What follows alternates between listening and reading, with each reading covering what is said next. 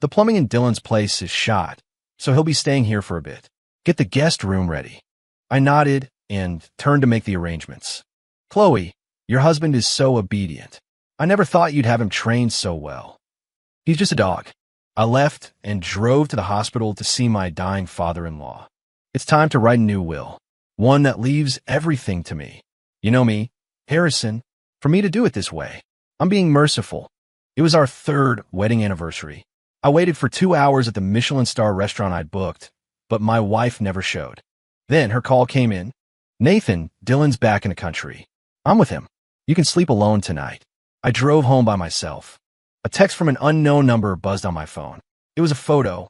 In the dim, moody lighting of a cocktail lounge, my wife, Chloe Sterling, was locked in a passionate kiss with Dylan Vance, the ghost of her past.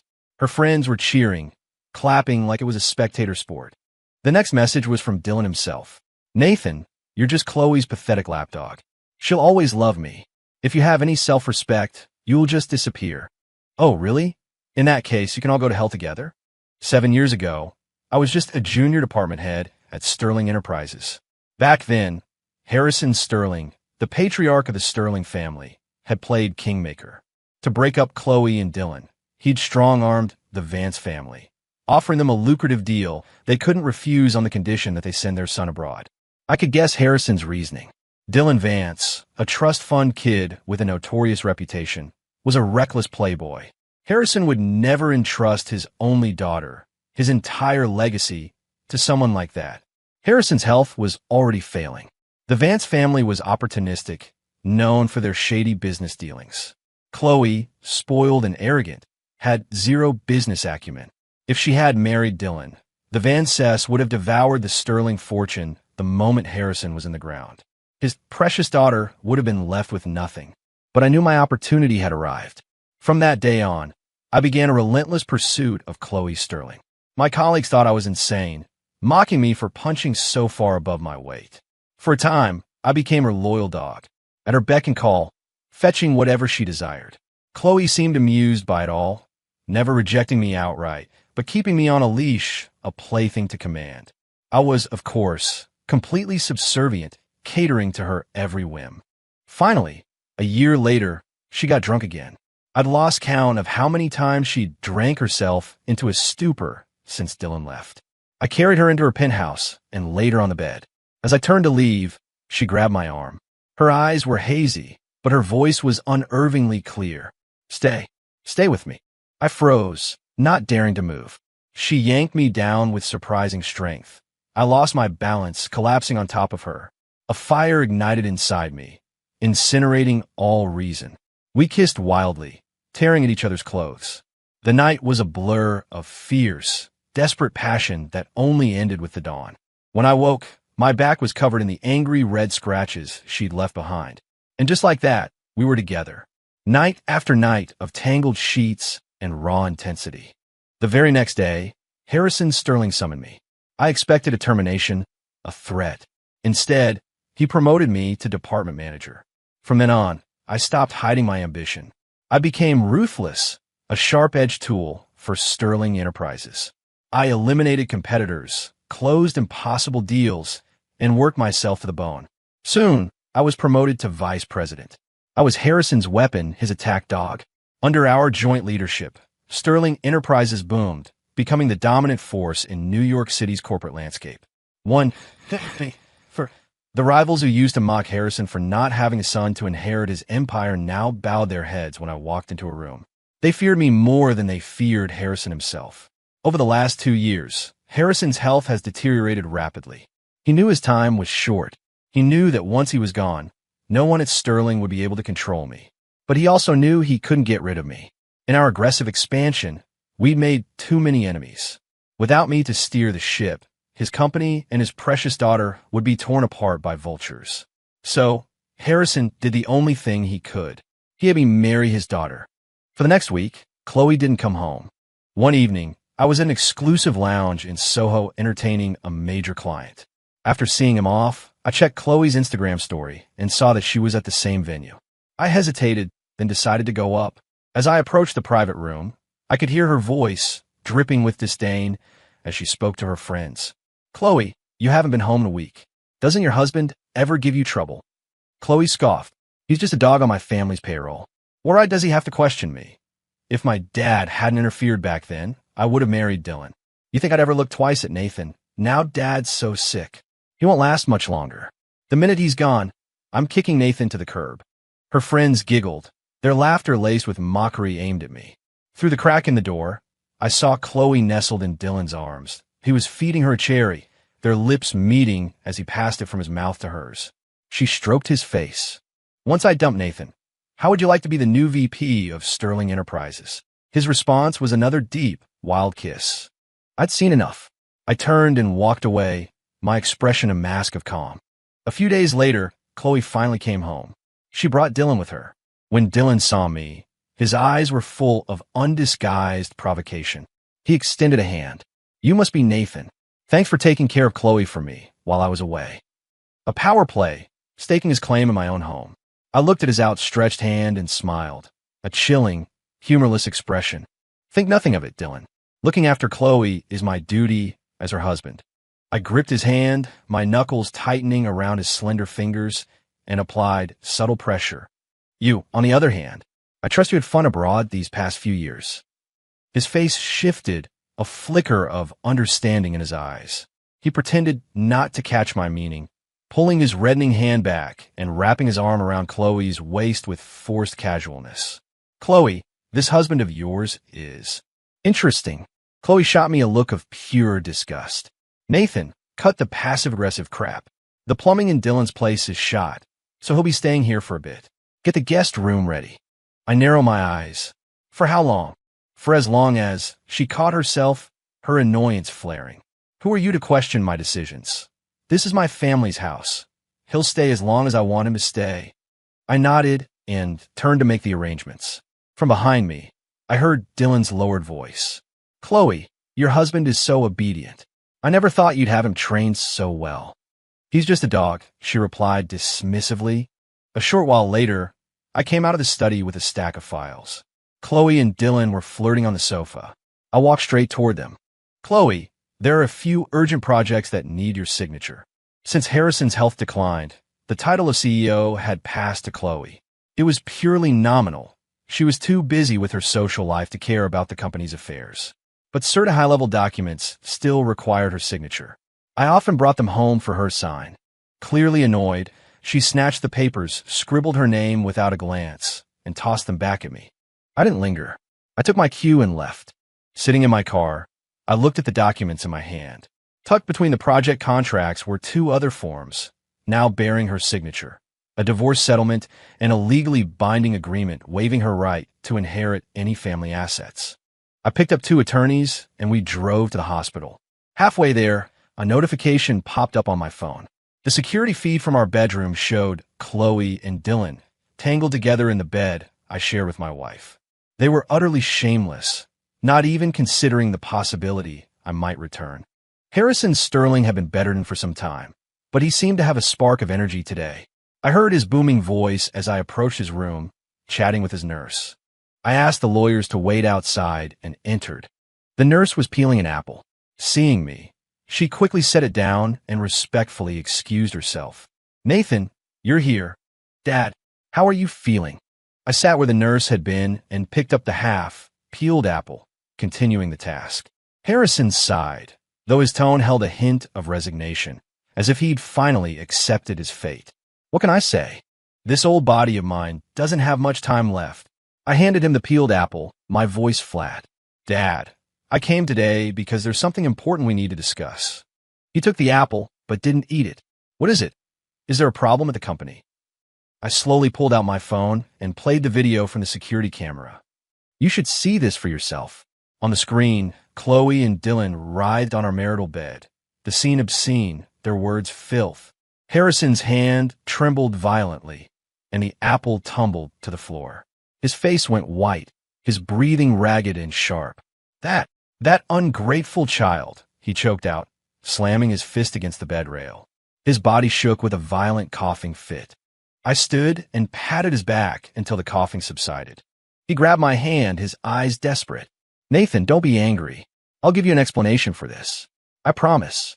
I pull my hand away, my voice dripping with sarcasm. Dad, you're in this state. What kind of explanation can you possibly give me? Do you think you could just pay Dylan off and send him away again like you did 7 years ago? Or do you actually believe Chloe still listens to a word you say? Harrison's face turned a shade of deep purple. His eyes narrowed to slits. I'd worked with him long enough to know he was on the verge of exploding. Then what do you want? He ground out, each word deliberate. I looked at him with a cold pity. It's time to write a new will, one that leaves all of your property and assets to me. His pupils constricted. He stared at me as if seeing my true face for the very first time.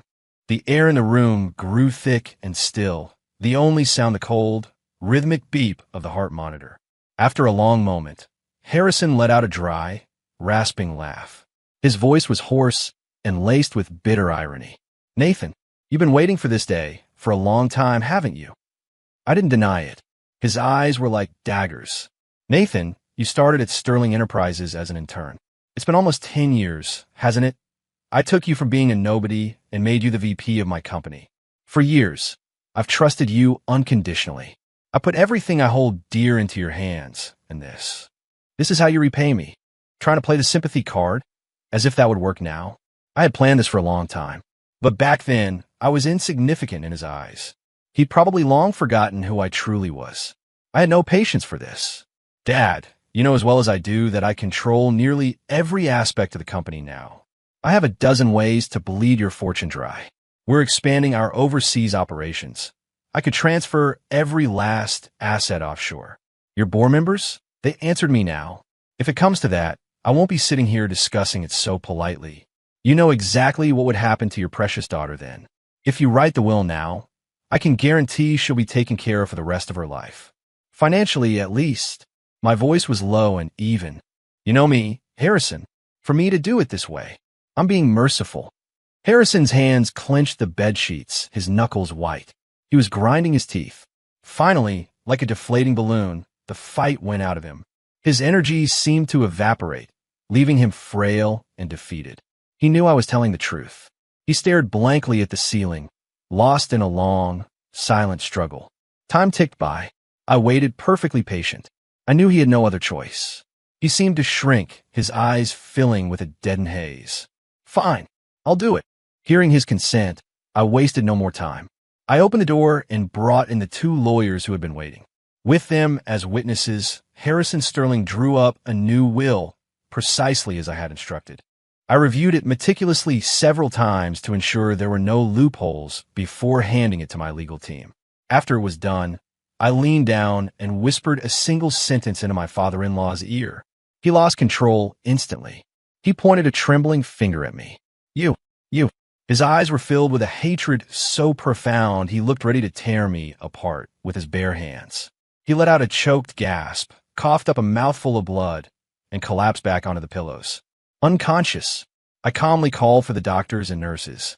Harrison Sterling remained in a coma, clinging to life for another month before finally passing away. I was there to see him one last time. I stood by his bed as the doctor pronounced him dead.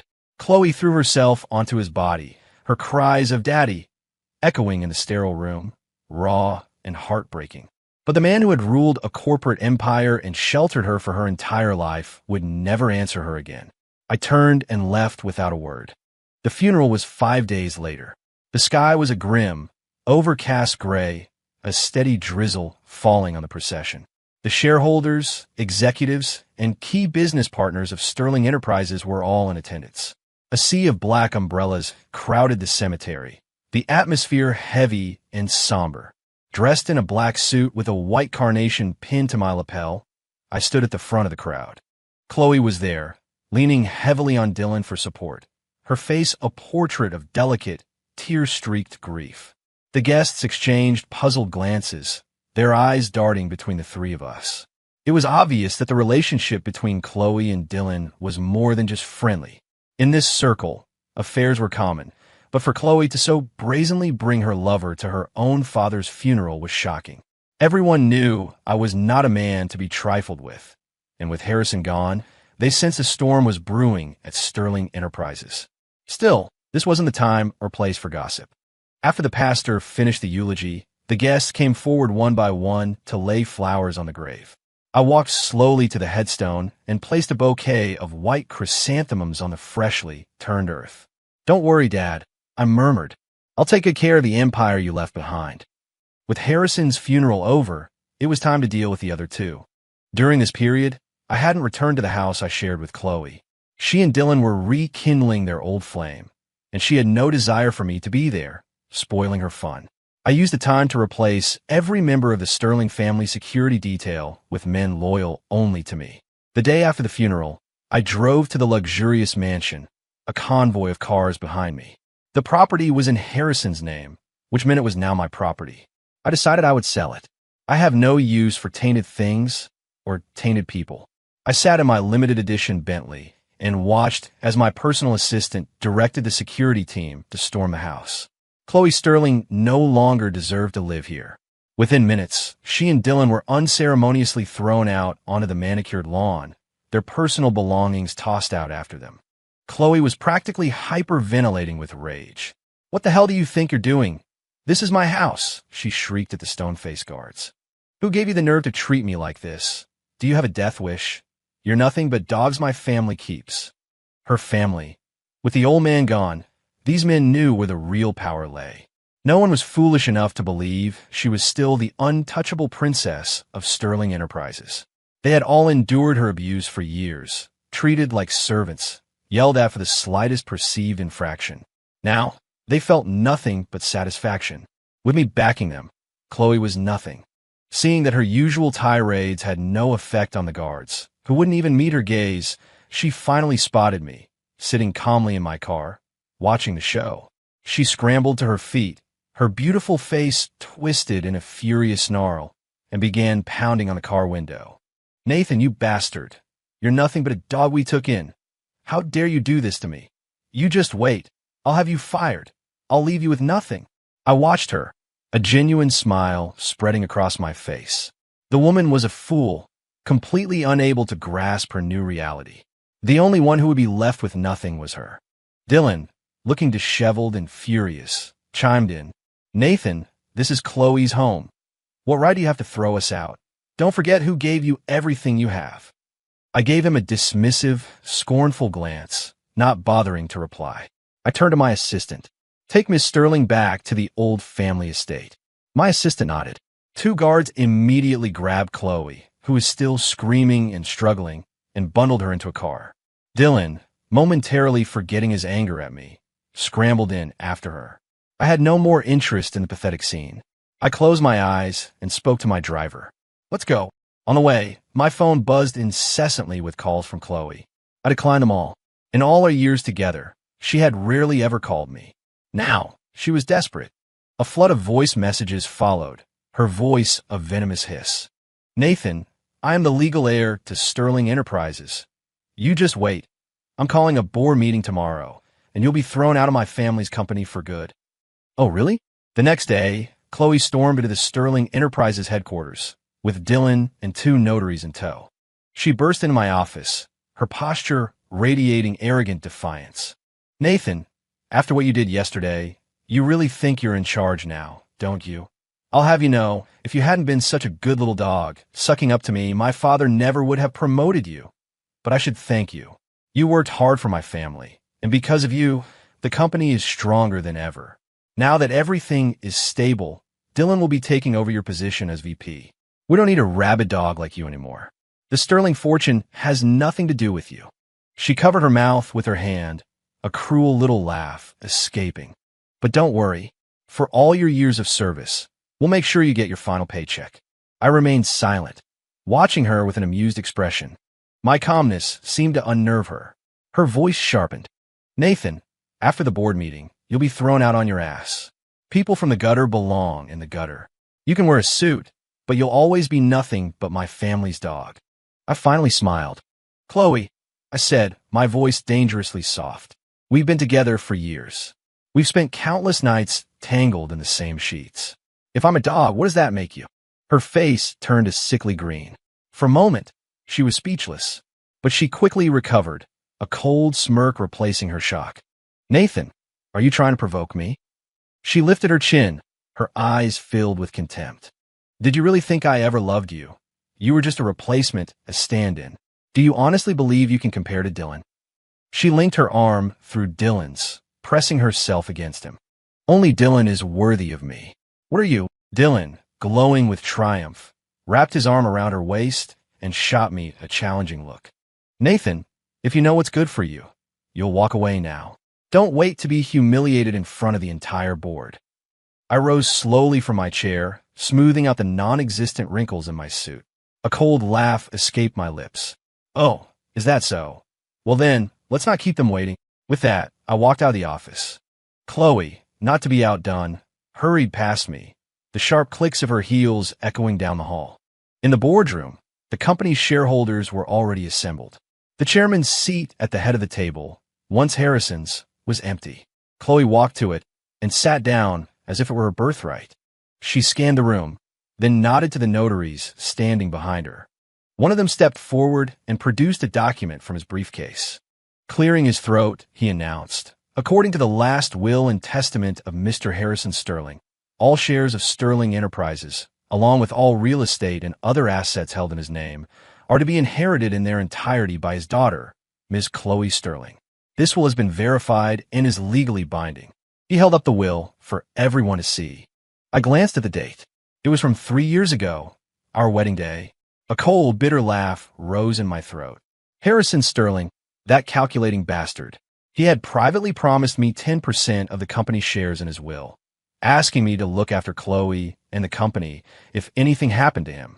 It was all a lie, an empty promise to ensure my undying loyalty. He was playing me from the start, always wary of the outsider. For years, I had poured my blood, sweat, and soul into this company. And to them, I was just a pawn, a dog they could discard at any moment. Chloe's eyes danced with triumph. To all the shareholders of Sterling Enterprises, today, as the majority shareholder, I officially announce the termination of Nathan Pierce from all his positions within this company. She shot me a contemptuous look. From this day forward, Dylan Vance will assume the role of vice president. I expect you all to give him your full support. The room was silent. No one spoke. These shareholders had worked with me for years. They knew me. They knew I wouldn't go down this easily to a spoiled, clueless woman. But Chloe, blinded by her victory, didn't notice the unnerving stillness in the room. She turned to Dylan, her voice soft and adoring. Dylan, darling, after all your years abroad, your skills and vision are 100 times better than Nathan's. You're the perfect person for this job. It's what everyone wants. Dylan's face was flush with excitement. Of course, Chloe. My abilities speak for themselves. But honestly, as long as I'm with you, being VP doesn't matter. I just want to be by your side, always. Oh, Dylan, you're so sweet. A wave of nausea washed over the room. The shareholders shifted uncomfortably. I couldn't stand it anymore. I cleared my throat loudly. Chloe snapped back to the present, a faint blush on her cheeks. Her embarrassment quickly turned to anger. Nathan, you've been fired. What are you still doing here? Get out. Security. Get security in here and throw him out. She called out several times, but no one responded. The doors remained closed. She finally realized something was terribly wrong. Her expression soured. I tapped my fingers lightly on the polished surface of the table. My assistant immediately understood and handed me a file. I spoke, my voice calm and steady. I'm afraid, Ms. Sterling, that your wishes will not be granted today. What do you mean, Nathan? Chloe demanded, her face paling. I passed the file to my legal team. One of the senior partners, a formidable man with a reputation for corporate litigation, presented the documents to the room. No one, except for Chloe and Dylan, looked surprised. I said coolly, Chloe, if I'm not mistaken, that will is dated 3 years ago. However, 1 month ago, you willingly signed a document waiving all your inheritance rights. So tell me, what does any of this have to do with you? Her smile vanished. When she saw her own signature on the waiver, her face went blank with shock. Impossible! I never signed anything like this. I looked at her as if she were a child. Sudden comprehension dawned on her face, followed by pure rage.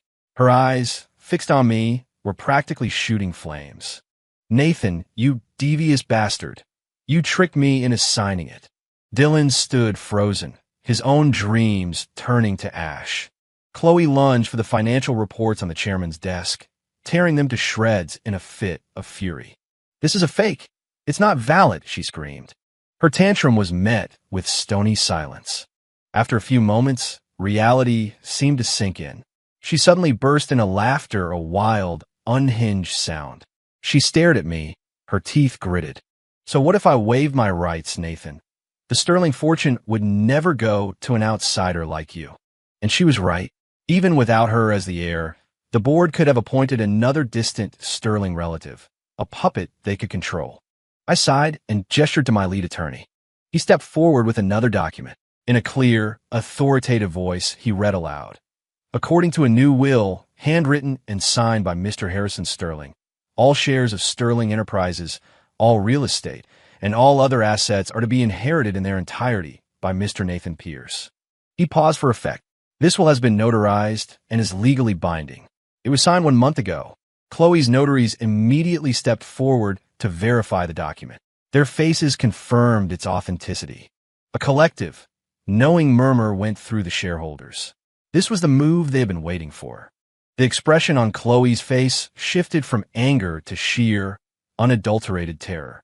According to the law, when two valid but contradictory wills exist, the most recent one supersedes all others. The moment my will was presented, hers became worthless. Chloe finally understood. She had lost. She had lost everything. With a primal scream, she lunged at me, her nails bared like claws, ready to tear a chunk of flesh from my face. My bodyguards intercepted her instantly, slamming her down onto the conference table. "Nathan, I'll kill you," she shrieked. "My family was good to you. How could you do this to us? You ungrateful snake. You worthless piece of trash." I stared down at her, my voice laced with ice. "Good to me. I worked my ass off, bled for this company, and your father's first will didn't leave me a single goddamn share. Is that being good to me? I spent 7 years groveling at your feet, being treated like your personal dog, only for you to jump into bed with Dylan the second he came back. Is that what you call being good to me? Chloe, your family was disloyal to me first. Don't you dare lecture me on betrayal." I leaned in close, patting her cheek with mock tenderness. "Chloe, Chloe, Chloe, after everything you've done, what do you think I should do with you?" A flicker of remorse, or perhaps just fear, finally appeared in her eyes. She tried to muster a look of pathetic vulnerability. "Nathan, husband, I was wrong," she whimpered. "I was just confused. I'll never do it again. It was all my fault. Please, forgive me. If you just let me go, I'll do anything you say." It was the first time in our entire 3-year marriage she had ever called me husband. How ironic. I looked at her with something akin to pity. "Chloe, I have something else to tell you. Dylan has HIV. My words hung in the air. A shocked gasp rippled through the room. "He's known for a while." I continued, my voice flat. "He just didn't want to tell you. You can ask him yourself." Dylan was quickly restrained by security. The shareholders visibly relaxed. Chloe looked at Dylan, her face a mask of disbelief. Dylan's own face was as white as a sheet, his lips trembling too violently to form words. Chloe's body began to shake with terror, her voice cracking. "Dylan, is he telling the truth?" He refused to meet her eyes. He began to struggle wildly, trying to escape, but my guards held him fast. The answer was obvious. I took a medical report from my assistant, flown in from overseas, and threw it on the table in front of her. "See for yourself. He was diagnosed over a year ago. He never told you." Chloe's trembling hands opened the file. The words swam before her eyes. A strangled cry escaped her lips, and her legs gave out. "No, it's not possible," she whispered to herself. Then, she became hysterical, trying to claw her way toward Dylan, held back only by the guards. "Dylan, say something." He remained silent. Chloe's hope finally shattered. "Dylan, you bastard. You animal. I hope you're out in hell. How could you do this to me?" At last, Dylan dropped the act. "Shut up, you stupid bitch," he snarled. "If it wasn't for your family's money, you think I'd ever want a spoiled, entitled brat like you? I got this disease because of your father. He's the one who forced me to go abroad. If it wasn't for him, I never would have left. It's all his fault. He ruined my life, so I decided to ruin his precious daughters. It's only fair. What are you so afraid of, Chloe? I've had it for a while, and I'm fine. You love me, don't you? So what's the problem? Now we can be the same. You should be honored. Ha! Chloe collapsed, her eyes vacant, her expression catatonic. The room was deathly quiet, punctuated only by Dylan's manic laughter. After a moment, a flicker of life returned to Chloe's eyes. She turned to me, her face streaked with tears. Nathan, husband, please help me, she begged. I don't want to die. I'm still young. Give me the best doctors. I know you still love me. You wouldn't just let me die, would you? Her voice was filled with desperate hope. I stared at her, my face an emotionless mask. After 7 years, my performance had been so convincing that even now, she still believed I loved her. I stepped forward, grabbed a handful of her hair, and yanked her head up so she was forced to look at me. My voice was colder than the grave. Chloe, I've known about Dylan's condition for a long time. Do you really think the Vance family would have dared let him set foot back in this country without my permission? I arranged his return. Why on earth would you think I did it? Because I love you. 7 years ago, the Vance family, despite their ambition, was nothing compared to the might of Sterling Enterprises. That's why a single threat from Harrison was enough to make them send Dylan away. Now, compared to the corporate empire I commanded, they were less than nothing. With Harrison on his deathbed, I was the true power at Sterling. Did she really think Dylan could have just waltzed back into my life, into my home, without my express approval? It was suicidal. As for Harrison, all I had to do was tell him the truth. That Dylan had HIV, and that I was the one who brought him back. The old man couldn't handle it. My revelation stunned everyone in the room, save for my inner circle. Their shock quickly morphed into a new, deeper level of fear. Chloe's mind finally broke. Why, she screamed. Why would you do this to me? You loved me.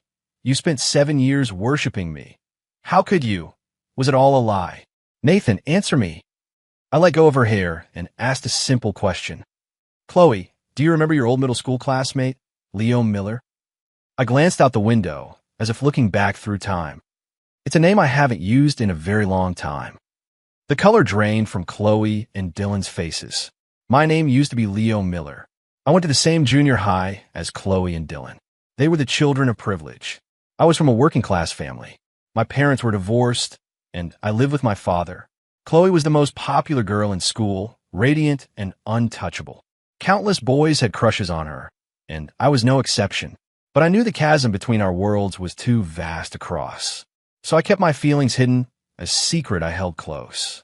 Sometimes in class, I would just find myself staring at her. That was all. But my quiet adoration didn't escape the notice of Dylan Vance. He found me fascinating, a new toy to play with. He started encouraging me to confess to Chloe, telling me that a rich girl like her, tired of all the other trust fund kids, might just go for someone like me. I was young and naive. I was a good student and confident in my looks despite my family's poverty. Buoyed by his relentless encouragement, I took a leap of faith and wrote Chloe a love letter. To my utter astonishment, she wrote back. Her words were full of affection. I clutched the letter, overcome with a joy so pure it felt like I could fly. We began exchanging notes every day. I was drowning in the sweetness of it all.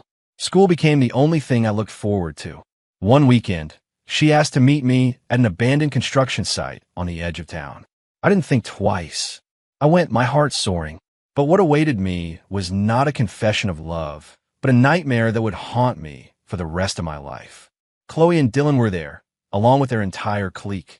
They laughed at me, calling me a pathetic loser who was out of his league. They told me to look at myself in a puddle and see how disgusting I was. Chloe said that being liked by a poor kid like me was humiliating. It hurt her reputation. The contempt and disgust in her eyes is something I will never forget. That day, my dignity was stomped into the mud by a pack of rich kids.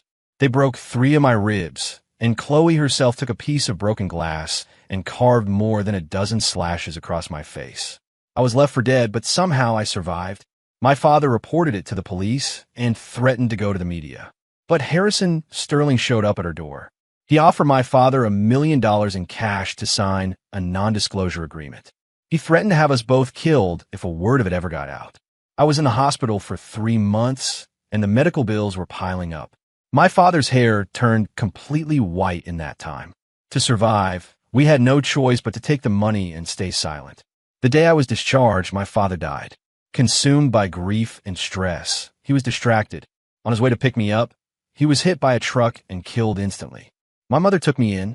She moved us to a new city, changed my name to Nathan Pierce, her maiden name. With the settlement money, I had plastic surgery to erase the scars.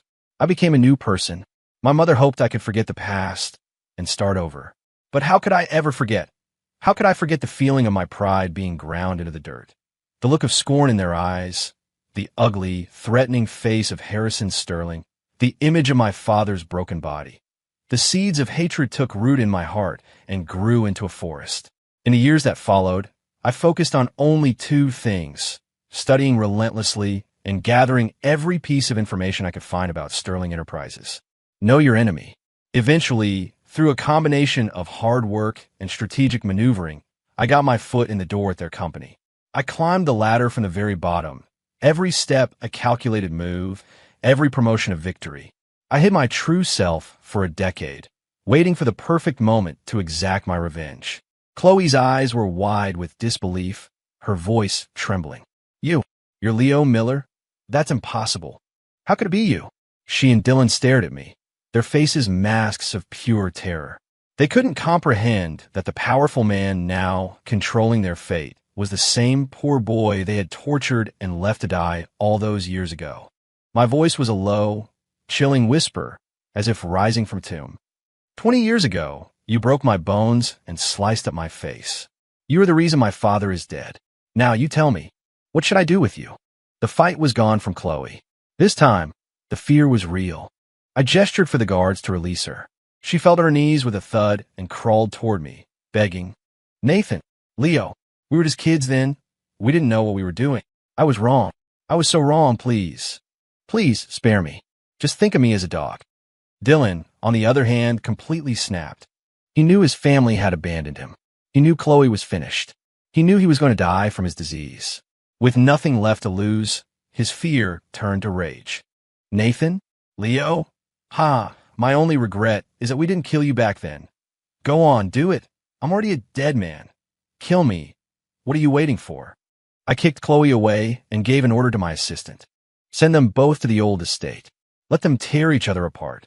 They were dragged from the room, one sobbing for mercy, the other screaming curses. The shareholders all turned to look at me, their expressions a mixture of awe and terror. A poor boy, a 10-year plan, a complete corporate takeover. The sheer audacity and ruthlessness of it was breathtaking. They feared me, but more than that, they respected me. I sat down in the chairman's seat and straightened my back. From this day forward, I announced, my voice resonating with authority, this company begins a new chapter. I expect every one of you to work with me to take it to even greater heights. The room erupted in spontaneous, thunderous applause. One of the shareholders was the first to speak. Mr. Chairman, perhaps it's time the company had a new name? The motion was passed unanimously. And just like that, Sterling Enterprises was no more. It was now Pierce Industries. I didn't spare any of the others who were there that day. Their small family businesses were ants compared to my corporate elephant. I started with the Van Cess. Within a month, their company was bankrupt. The others followed soon after. I erased them from the New York business world. As for Chloe, she went insane. All her rage, with no way to reach me, was turned on Dylan. She stabbed him 13 times, one for every scar he had helped put on my face. He died on the spot. I gave the Vance family a generous sum of money and persuaded them to sign a letter of forgiveness for Chloe. Instead of the death penalty, she was sentenced to life in prison. I'm a man of my word. I promised Harrison I would ensure his precious daughter was taken care of for the rest of her life. And I have. After all, I've given her a new home with the most advanced security system in the world, haven't I?